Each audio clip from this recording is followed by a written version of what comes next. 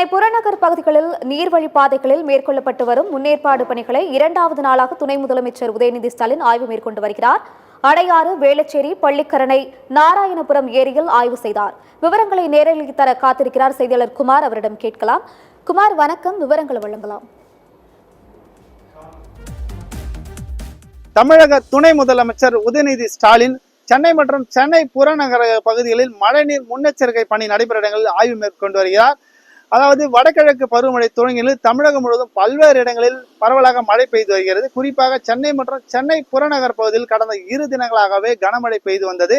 இதனால் சென்னை மற்றும் சென்னை புறநகர் பகுதியில் தாழ்வான பகுதிகளில் மழைநீர் தேங்கியது. இந்த சூழலில் நேற்று தினம் துணை முதலமைச்சர் உதயநிதி ஸ்டாலின் சோழிங்கநல்லூர் தொகுதிக்கு உட்பட்ட காரப்பாக்கம், ஒக்கியமோடு, கண்ணகி நகர், சோழிங்கநல்லூர் போன்ற பல்வேறு பகுதிகளில் மழைக்கால முன்னெச்சரிக்கை பணி நடைபெறும் ஆய்வு மேற்கொண்டு அதிகாரிகளிடம் இந்த ஆய்வுகளை குறித்து கேட்டறிந்தார். அதனைத் தொடர்ந்து இன்று 2ஆம் தினமாக அடையாறு, சோழிங்கநல்லூர், பள்ளிக்கரணை, வேளச்சேரி போன்ற பல்வேறு பகுதிகளில் மழைநீர் வெளியேறக்கூடிய கால்வாய்கள், ஏரிகள், பல்வேறு இடங்களில் ஆய்வு மேற்கொண்டு வருகிறார். குறிப்பாக மழைக்காலங்களில் பொதுமக்களை தங்க வைக்கக்கூடிய முகாம்கள், உணவு சமைக்கக்கூடிய இடங்களில் ஆய்வு மேற்கொண்டு வருகிறார்.